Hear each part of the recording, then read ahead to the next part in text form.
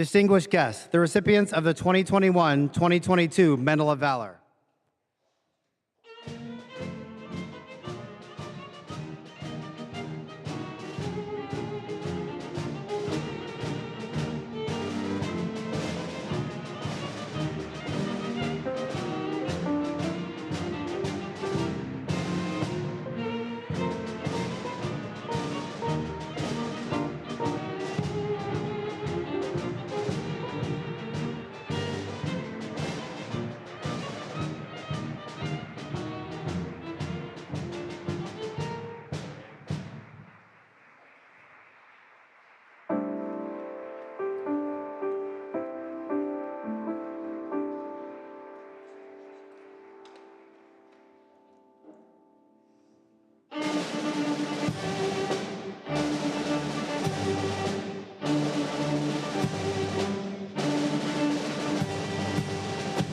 Distinguished guests, the President of the United States, accompanied by Attorney General Merrick Garland.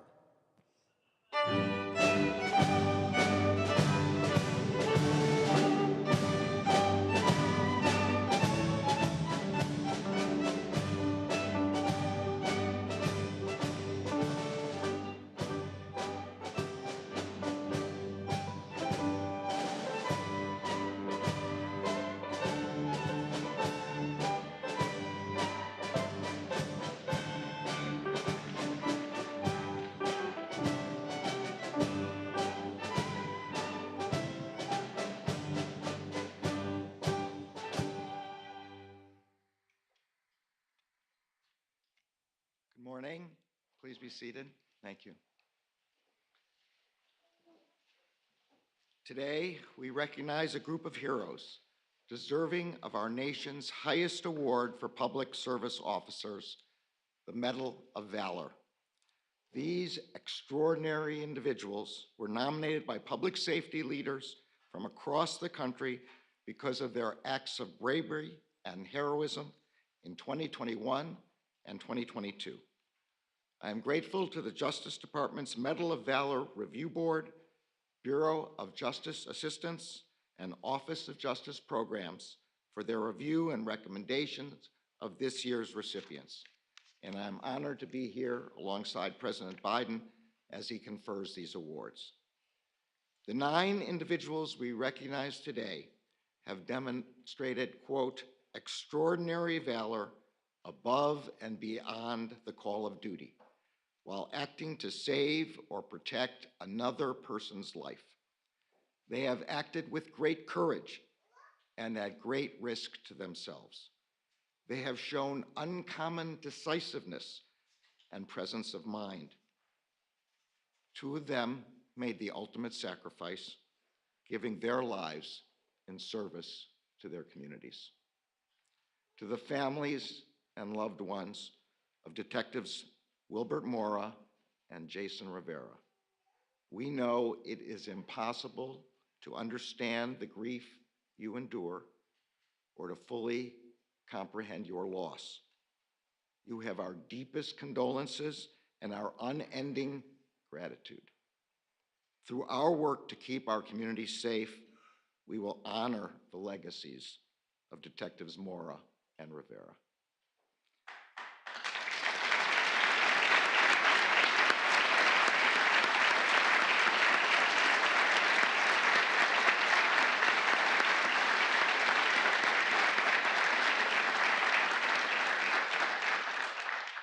And to all of the family members and loved ones who are with us today, thank you for supporting these heroes as they have pursued their careers in public safety. At the end of every shift, you are there. It is your care and encouragement that makes it possible for our public safety officers to do their jobs. We are so grateful to you. Every day in communities across the country, law enforcement officers, firefighters, and emergency services officers are asked to respond to our most difficult moments. And every day, without hesitation, you answer the call. You are on the front lines of our nation's most pressing public safety challenges, and you are the Justice Department's indispensable partners in our shared work to keep our communities safe. From the bottom of my heart and on behalf of the entire Department of Justice, thank you. I'm now honored to introduce President Biden, who will confer these well-deserved awards. Thank you, Mr. President, for bringing us together today and for your support of the extraordinary heroes who keep our communities safe.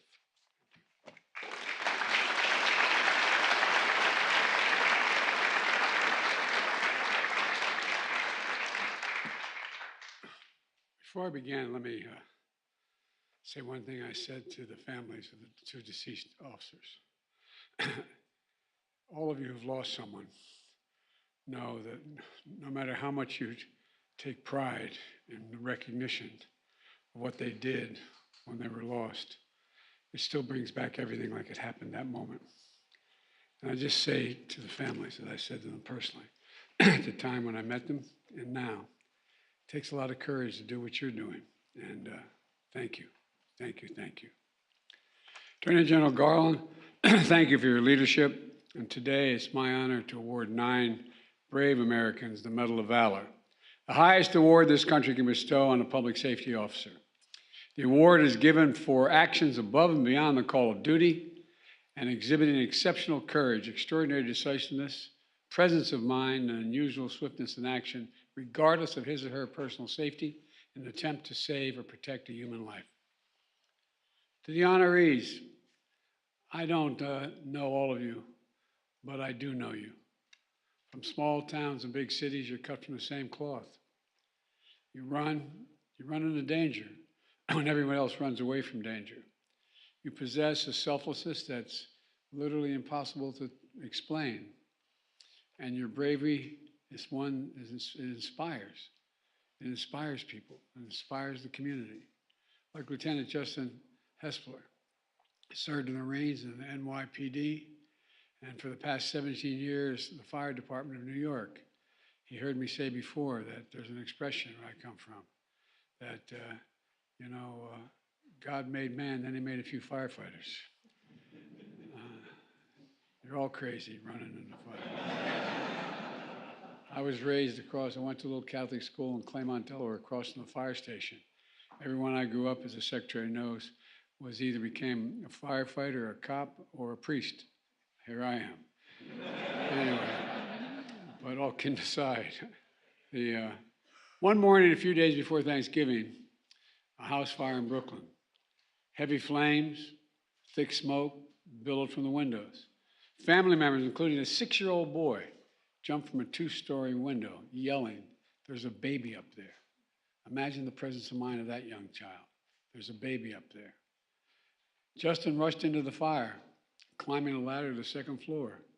Searing heat, zero visibility forced him to the floor. The stairs collapsed, the hose burst, stopping fellow firefighters from being able to continue to put out the fire. The order came, evacuate immediately.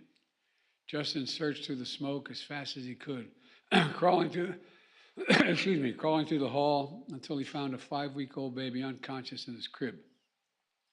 Justin shielded the newborn with his body, crawled back through the smoke to the window and down to safety.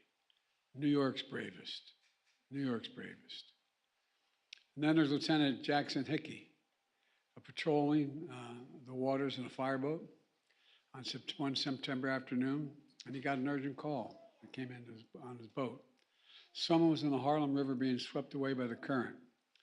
Lieutenant's boat sped to the spot beneath the Triborough Bridge. They saw a man fighting to keep his head above water as the river pulled him away past jagged concrete toward the harbor. In desperation, the man pulled himself into a storm tunnel built into the seawall. Spotting his only chance to save the man, Lieutenant Hickey dove into the water. He swam 25 feet deep into the dark, black 4-by-4-foot tunnel where the young man was. Found the man, dragged him back out in the river. The man was, as you'd understand, panicked and struggling and kept disappearing beneath the water. Again and again, Lieutenant Hickey went down after him, fighting the currents and incoming tide, and pulled the man to the boat, saving his life while risking his own. That's bravery. Months earlier, 2 miles off Staten Island, FDNY firefighter Patrick Thornton heard a distress call. A motorist was taking on water. Within minutes, Patrick and his fellow firefighters reached the 18-foot motorboat. A giant wave crashed down, sending the passenger overboard, and his fellow firefighters rescued one person as the motorboat began to sink. But in a split second, the motorboat rolled over, trapping a second victim under the sinking boat. Without hesitation, firefighter Thornton removed his safety equipment and dove in.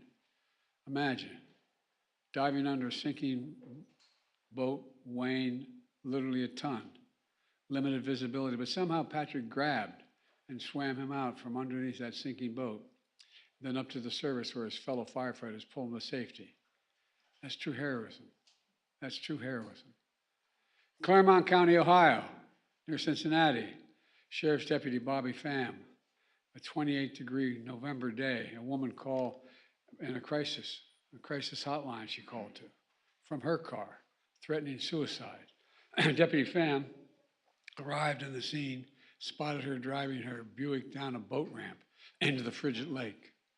The car started going under as the current pulled in 50 feet from shore. He jumped in. He jumped in that water. The colleague threw him a rope that was too short. He told the woman to roll down the window and cling to the roof. Somehow, Deputy Pham made it to the car and grabbed hold of the woman and managed to grasp the end of the rope so her colleague could pull them to shore. Relentless bravery. Relentless bravery. Houston Police Sergeant Kendrick Simpo, working an extra job on Saturday morning as a security guard in a mall in Houston. Report came in that a man wearing a black leather mask with metal spikes on it, armed with an AR-15 with 120 rounds of ammo and a handgun 40 feet from where hundreds of children gathered for a dance competition. Sergeant Simpo ran to the scene, but he didn't want to panic the children by drawing his weapon as he approached. So he kept it holstered. He rushed the gunman alone, tackling him to the ground, and grabbed the AR-15 and using it to pin the suspect to the wall until help arrived. When asked about his heroism, Sergeant Simpo said, "I know what I signed up for. I know what I signed up for." A lot of people may know what they signed up for until it hits, man. You don't really know what you signed up for. You know, I think one of your, you signed up for, I think it's one of the hardest jobs in America, what you signed up for. And it hits hardest when your own is in danger. Littleton, Colorado, police officer Corporal Jeffrey Farmer and his partner, Officer David Snook, responded to a call of shots fired. In a dark parking lot, they approached the suspect's vehicle. One of the suspects took off running from the vehicle. The foot chase that followed, Corporal Farmer severely injured his knee. Officer Snook chased the suspect into the lobby of an apartment building where the gunman shot him multiple times. Corporal Farmer somehow made it to his injured partner, returning fire and dragging his partner out of the doorway amid the hail of bullets. Realizing that Officer Snook didn't have time to wait for an ambulance, Corporal Farmer pulled him into his patrol car and raced to the hospital. In just a few more minutes, Officer Snook would have died. Thanks to Corporal Farmer, he survived, and he can be a dad to his 3 young boys who I got to meet today. On this day, remember all the families. You know, the English poet John Milton once wrote, "They also serve who only stand and wait." They also serve who only stand and wait. Each time your officer pins on their shield and walks out that door, there are spouses, children, parents who stand and wait and hope for their safe return. In some cases, dread, depending on what the call is, dread that they'll get a call. To all the family members here, especially those who have served in uniform, thank you, thank you, thank you. And finally, while acts of heroism mean lives saved, they can also mean lives lost. Today, we posthumously honored 2 deceased NYPD detectives from the 32nd Precinct, Wilbur Moore and Jason Rivera. We honor Detective Sumi Sulan, who is also here today. Here, one day in January in Harlem, they responded to a 911 call from a distressed woman. Her grown-up son was threatening her and his brother. When they arrived at the apartment, Detective Moore and Rivera walked down the hallway in the back room to check on the man. Detective Sulan, then still a rookie, was assigned to observe as more experienced colleagues stayed back with the mom and the other son. Suddenly, the door flew open and the man started firing from the back room. He had a stolen Glock, illegally modified, with a drum magazine capable of holding 40 rounds. Detective Rivera and Moore were hit.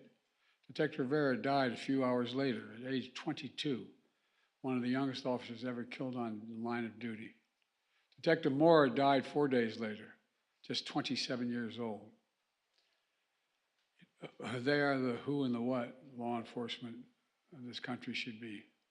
You know, their families are here today, including Detective Moore's mom, sister and Detective Moore's childhood sweetheart, married just months before he was killed. She's expecting their child any day now. I told the story of Detective Moore and Rivera at a State of the Union last year.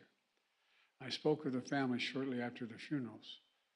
I told them, and I meant it then and I mean it now, that our nation is forever in debt for their loved ones and the sacrifice they made on behalf of their fellow citizens.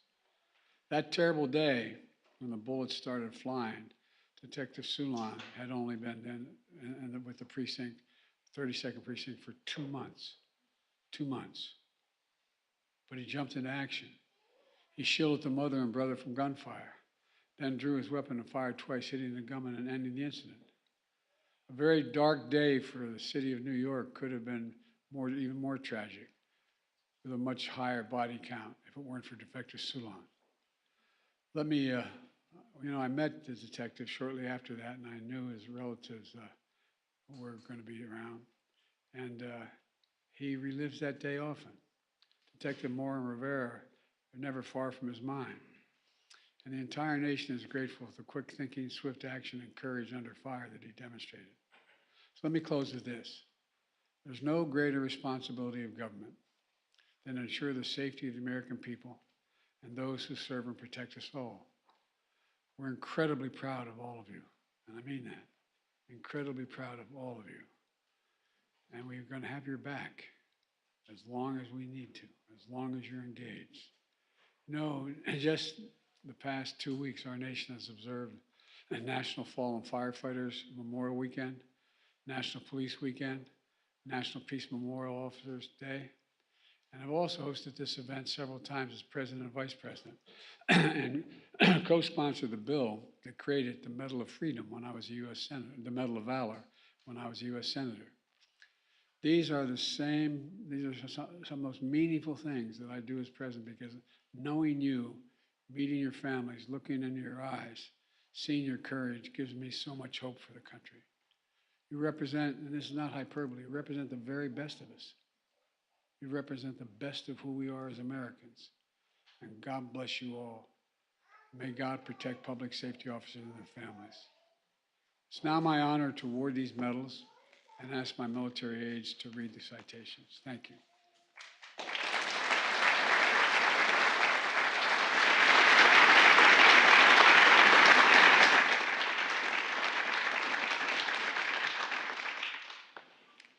Now presenting the Medal of Valor to Corporal Jeffrey Farmer. Corporal Jeffrey Farmer of the Littleton Police Department, for his rapid action to save the life of a fellow officer who had been grievously wounded, persevering through his own injuries and under grave threat to his own life. Corporal Farmer displayed courage, poise, and uncommon loyalty to his fellow officer.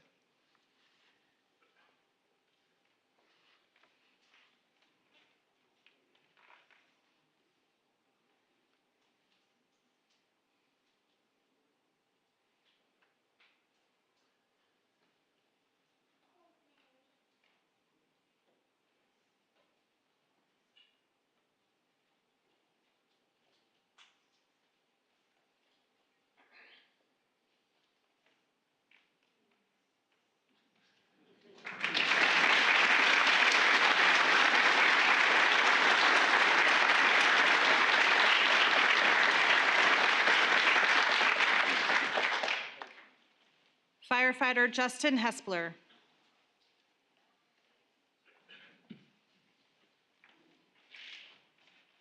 Firefighter Justin Hespler of the New York City Fire Department for the absolute courage he displayed as he rushed into a burning house and crawled through thick smoke and extreme heat, despite an evacuation order, to find and rescue a newborn baby.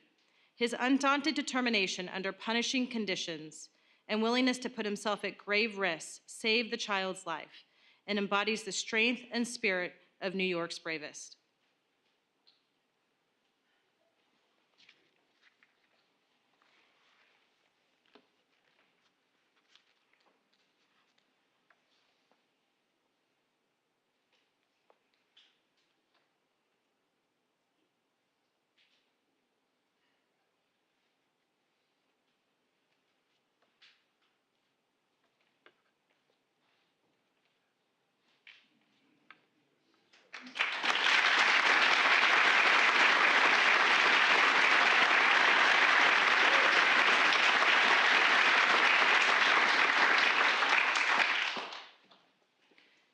Lieutenant Jason Hickey.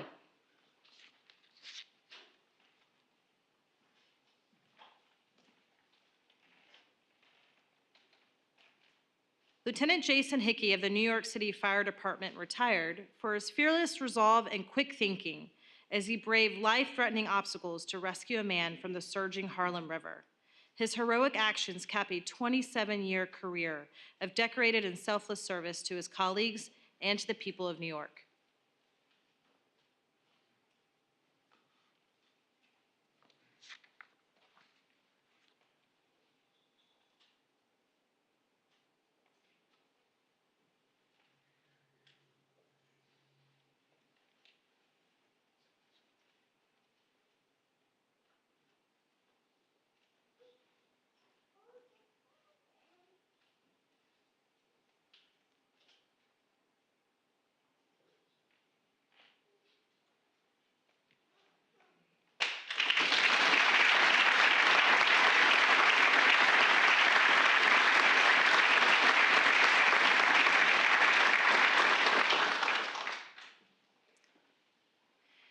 Gabina Amalia Mora, accepting on behalf of her son, fallen detective Wilbert Mora.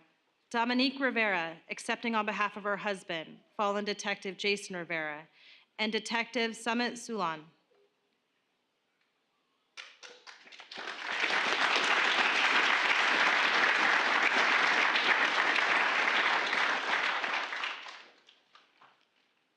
Detectives Jason Rivera and Wilbert Mora and Detective Summit Sulan of the New York City Police Department, who put themselves in the line of fire to protect a mother and son from an armed man threatening violence in their home.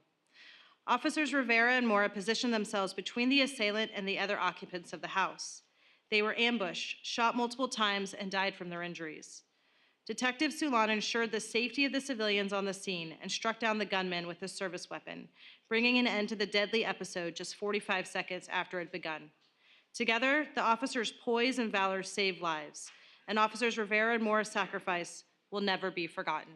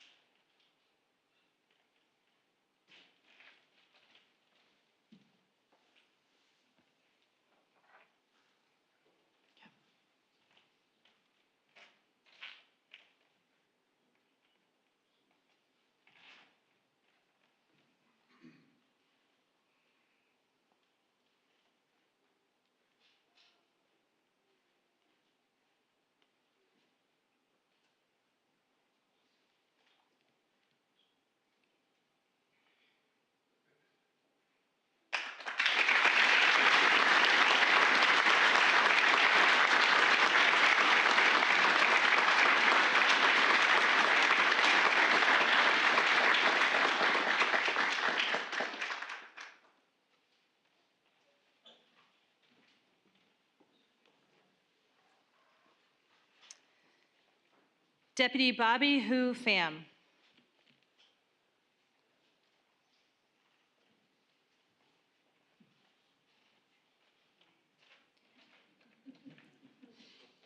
Deputy Bobby Hu Pham of the Claremont County Sheriff's Office for his resolute determination to fulfill his mission, diving into frigid waters to save a drowning woman despite being unable to swim.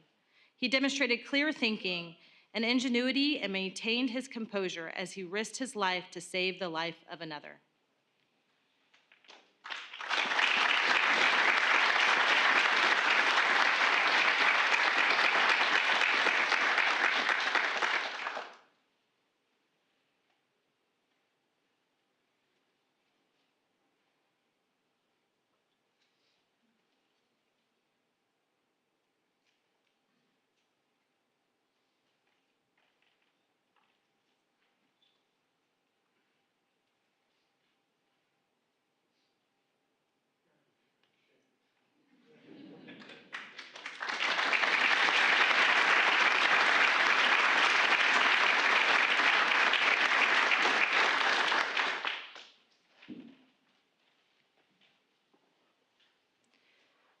Sergeant Kendrick Sempo.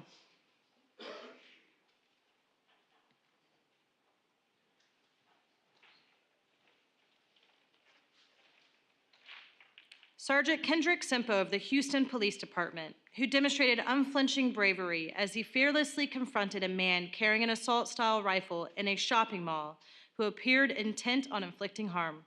Sergeant Sempo acted discreetly and decisively, placing the safety of others above his own and restraining the heavily armed suspect with his own hands.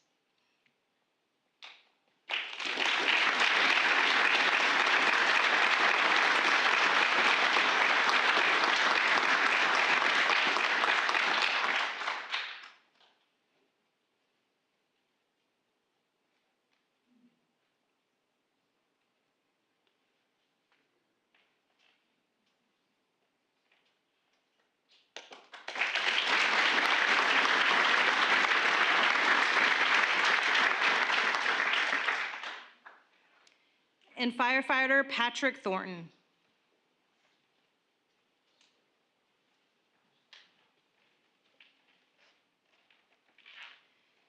Firefighter Patrick Thornton of the New York City Fire Department for diving instinctively toward danger to save a man trapped beneath a capsized boat and pulling him through treacherous waters to safety. His courage and decisive action saved the man's life and demonstrated a commitment to the highest traditions of public service.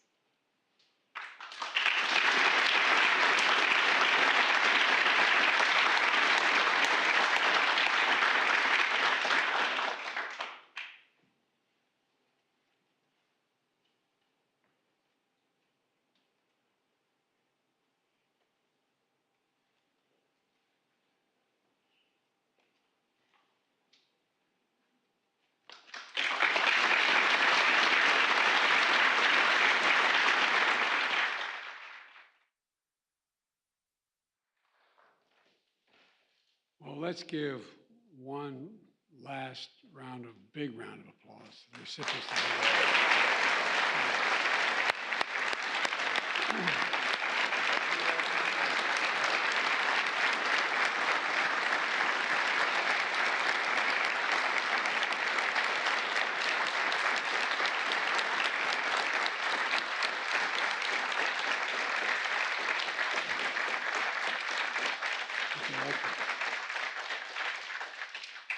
Well, thank you all for your service and your sacrifice. And I mean this sincerely. May God bless you and your families. America owes you a debt of gratitude. Thank you, thank you, thank you. Distinguished guests, please remain in your seats as the President departs.